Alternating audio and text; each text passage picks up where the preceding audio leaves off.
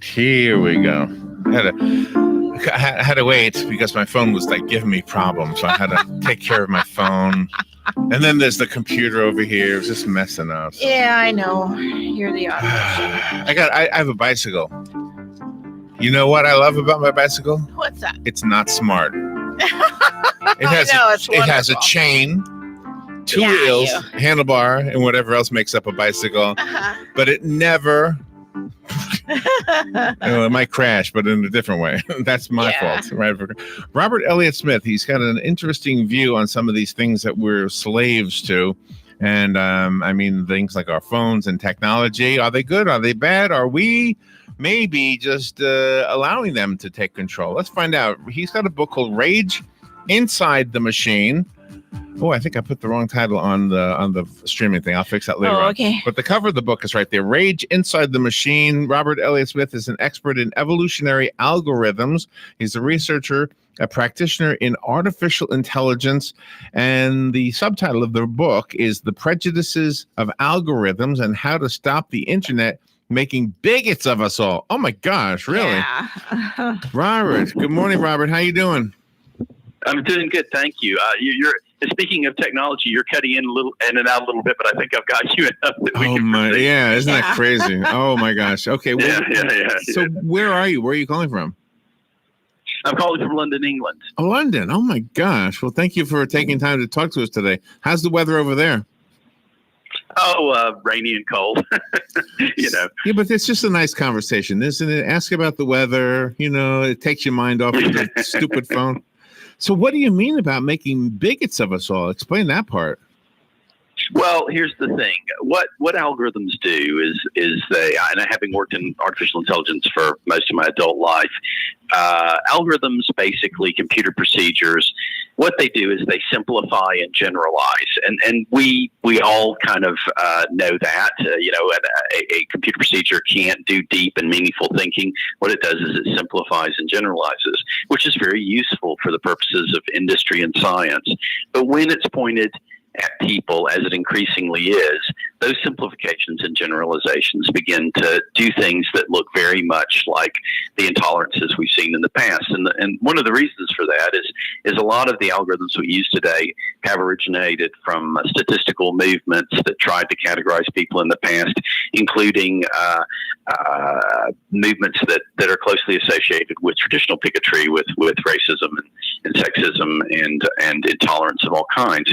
So it's unsurprising that now that we've taken these statistical tools that basically make people look simpler than they are and made them a part of our infrastructure, that we're starting to see results that look a bit intolerant, and it's making our world a more intolerant place. Is that why, do you think, that we have such a great divide politically speaking, at least in this country? I don't know what it's like over where you are, but well, it's not that different here.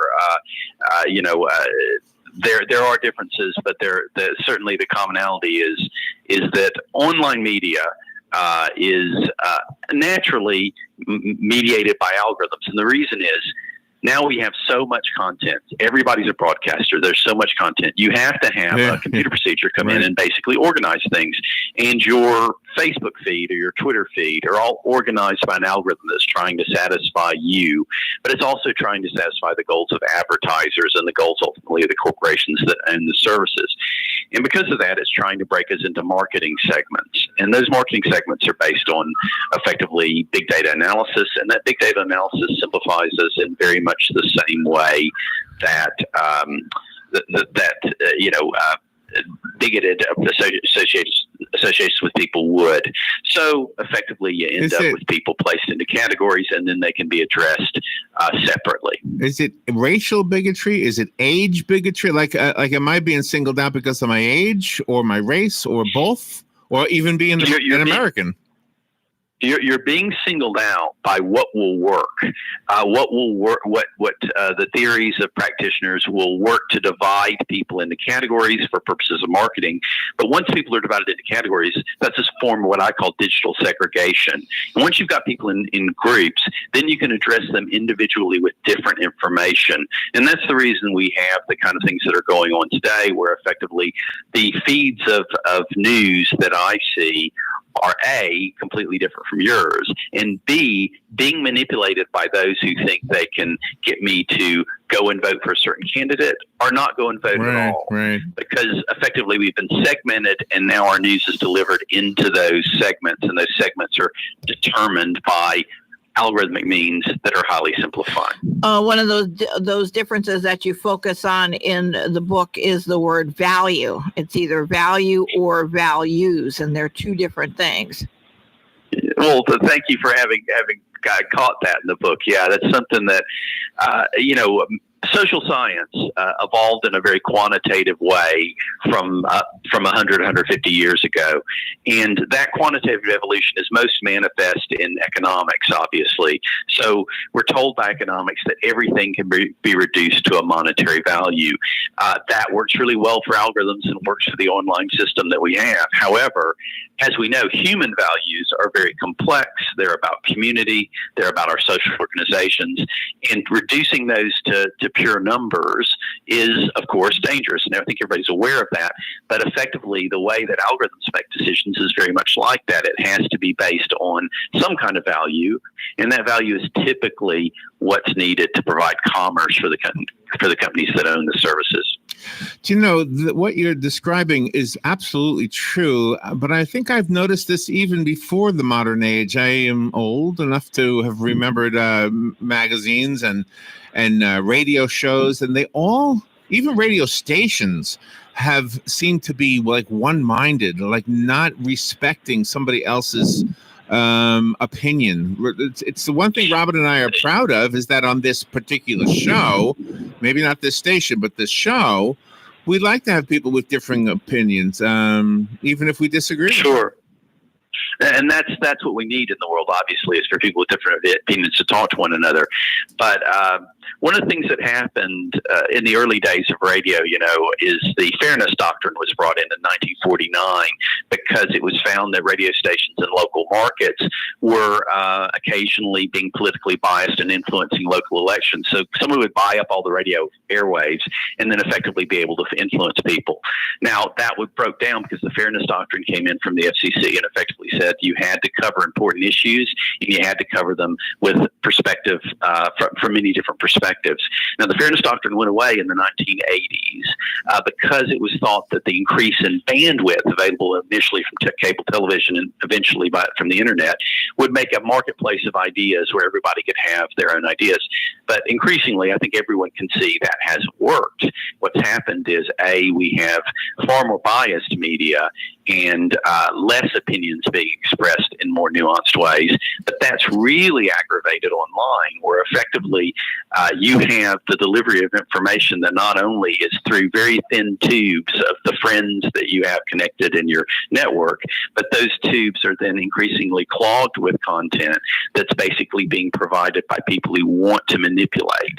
As we saw in 2016, as we saw in Brexit here in the UK, the Cambridge Analytica scandal, and as I believe we'll see in the 2020 elections as well as the the current 2019 general election in the UK, we're going to see this kind of manipulation going on. Oh gosh, that's always, there's always somebody trying to manipulate the rest of us. Isn't that the way the world has always been? But I'm curious about the how to stop it part of the title. How to stop it. What are your thoughts on that? First of all, I think there's a few steps.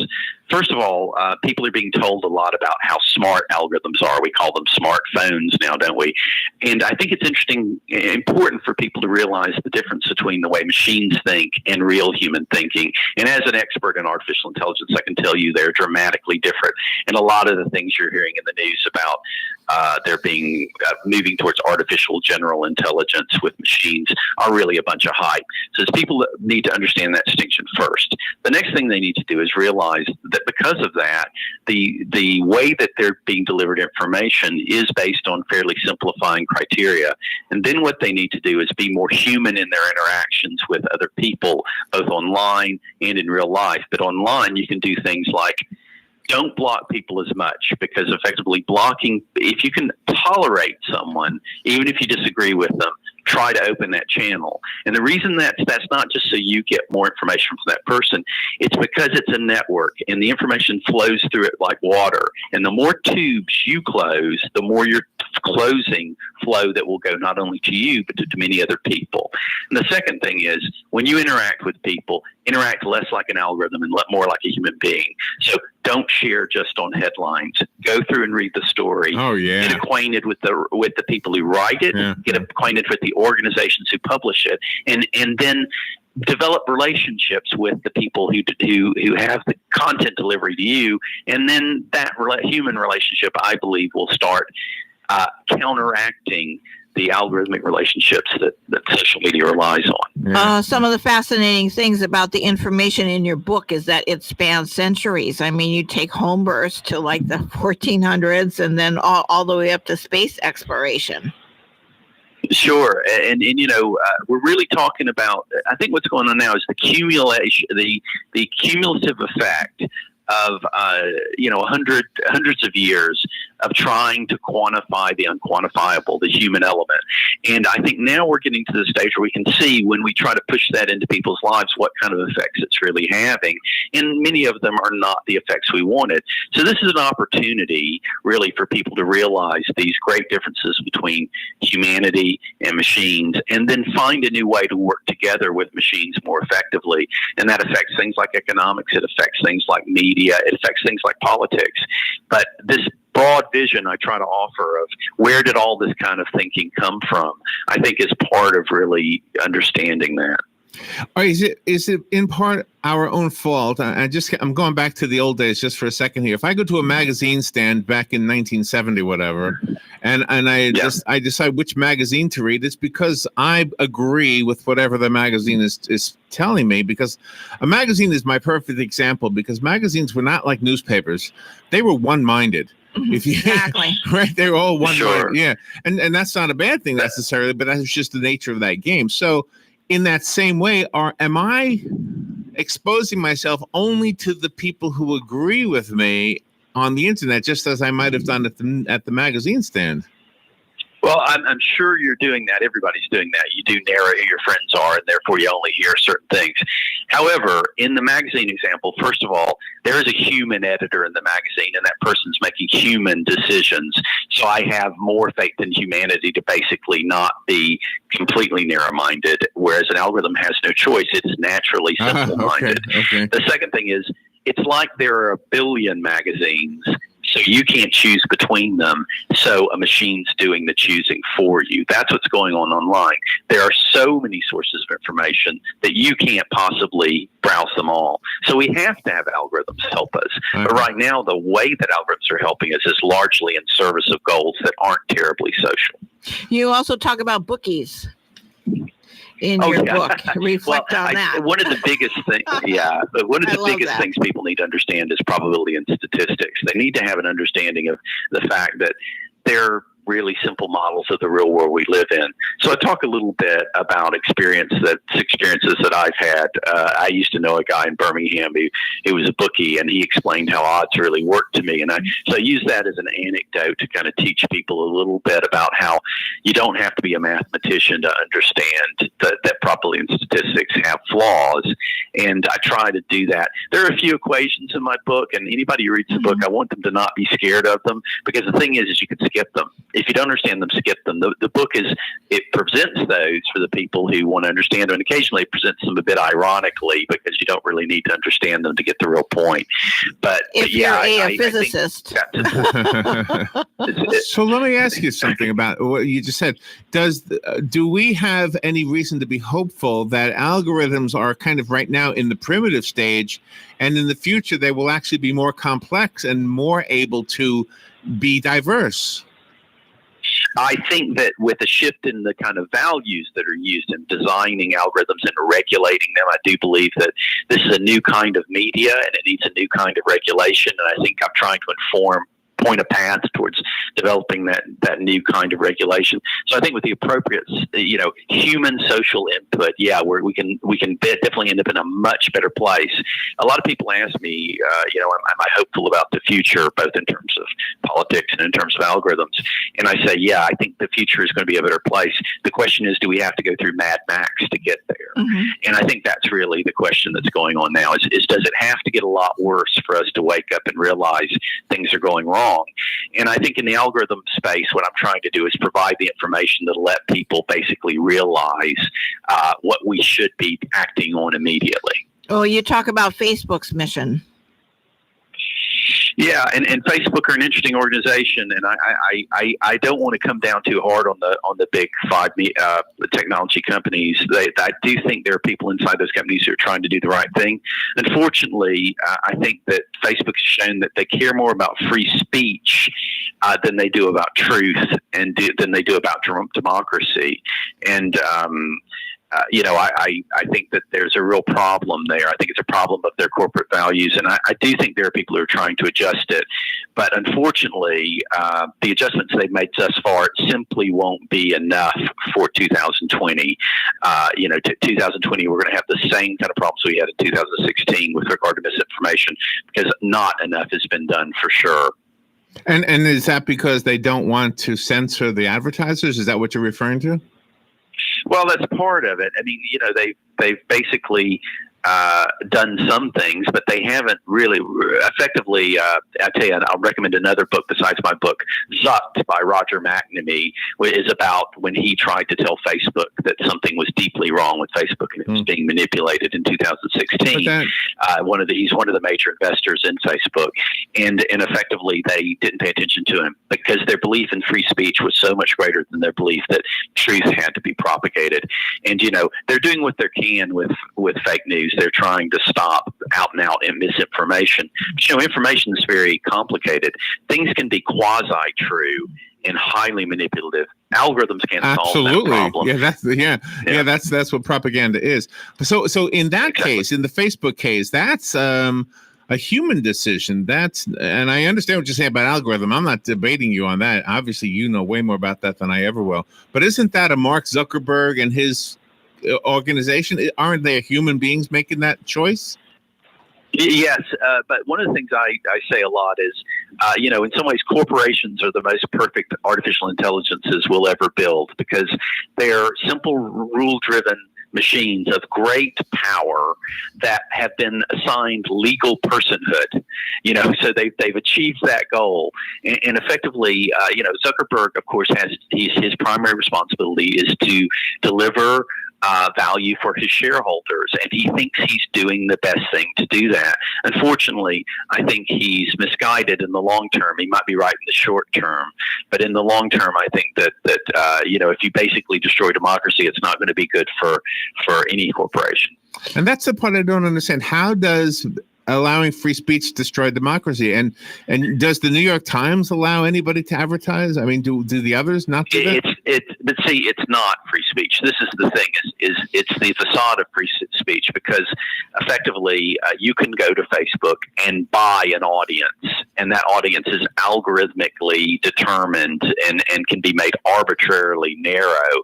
So you can basically go in and buy a few hundred voters in one area and send them one message, while somebody down the road in a different district, you can send a completely different message and effectively bombard people with messages. All right. And so what you're saying is that traditional media didn't allow that. Okay, traditional media didn't allow it because anybody could pick up the newspaper. That's right. Okay. And we, gotcha. The thing is when we're isolated too. I mean, it used to be people would discuss things outside of their social media channels. Now it's the primary way people talk to one another. So we're isolated into that network. I hear what you're saying. Okay, I wanted to read one of the reviews. This is a really good one. It says, somebody wrote, having spent the better part of 30 years in the software industry, I thought I knew a lot about our current world of algorithms. I was mistaken. Rage Inside the Machine is an excellent eye-opening discussion of that subject. And then he goes on, giving you some really good, more in the review than just that. So that helps me understand what the book is about, especially from my perspective, where I couldn't even begin to tell you what an algorithm even is. I think I understand what it does. Yeah. Me too. But it's kind of like telling you, I know what blood does, but I don't know how it works. It's kind of like the same thing. So, well, an algorithm is simply a computer procedure. The way to think about it is if you looked at a recipe, the ingredients are the data, the method of the recipe, the step-by-step, that's a sort of algorithm. And all computer procedures are step-by-step procedures like that. And that's what an algorithm is. And effectively, everything that you get online and every search you do and every website you interact with in any substantial way is running a whole bunch of algorithms in the background. And they're vast and complex in that sense, but they're simple with regard to how they treat people. It's all about numbers and statistics and fairly simple-minded concepts. And I think some people do a disservice to the word algorithm when they use it as an example. There are some talk show hosts out there that throw that word around, and I know they don't really know what it means. Sure. And that's one of the things that I'm trying to do with the book really is educate people about what that word means from soup to nuts. So I try to start at the simplest kind of artificial intelligence algorithms, which actually leads me back way before computers. And then I try to move forward to what's really going on now, which is largely about what people call big data analytics and deep learning. And I get to those things which sound much more challenging than they actually are when you start to just look at it in a clear way. And I believe that any complicated scientific concept can be explained to most people in a way that will be useful to them. And that's what I'm trying to do in the book. Let me ask you one more thing. On a website like Amazon, which, by the way, is where I can see your book, anybody can get the book there. We have an opportunity as readers to review all books, and everybody doesn't always agree on a book. You'll have the 1 stars and the 5 stars. In your case, you're getting 5 stars, so that's always a good thing. But doesn't that kind of level the playing field a little bit? Doesn't a book up against the human review opportunity enable us to know whether we're going to be influenced by it in a bad way or a good way? Or a way yes and no. I think that it's great that people can provide reviews. However, the algorithm that gives you the final star rating on Amazon, I don't understand how it works. It's not transparent. Yeah. It is not simply an average of the people who have reviewed the book, because they weigh in all sorts of other factors that aren't fully revealed to the public. So the final star rating you get on a book is not simply an average of the human element. It's a machine that's gone in and taken those human reviews, taken those star ratings, and basically put them through an algorithm that then puts out the final star rating. And the order of presentation of things on searches is similar. It's you don't know what is going on inside the box. Now, I don't think Amazon are doing anything dramatically unfair there. I'm not saying that. But what I am saying is that there's no transparency. So yes, the human beings get to put in their opinions, and that's great. But what you get out at the end, because it's big data, because they have to analyze millions of books, what you get out at the end is going through a simplifying and generalizing algorithm that is highly non-transparent. Robert, thank you for being on the show with us. The book again is called Rage Inside the Machine. I found it on Amazon. I have a copy. If you call me, I'll put one of your name on it. It's going to be at random. And do you have a website we can go to? It's rageinsidethemachine.com. Oh, easy enough. Robert, thank you so much for taking time to be with us today. I love being here. All right, we'll be right back.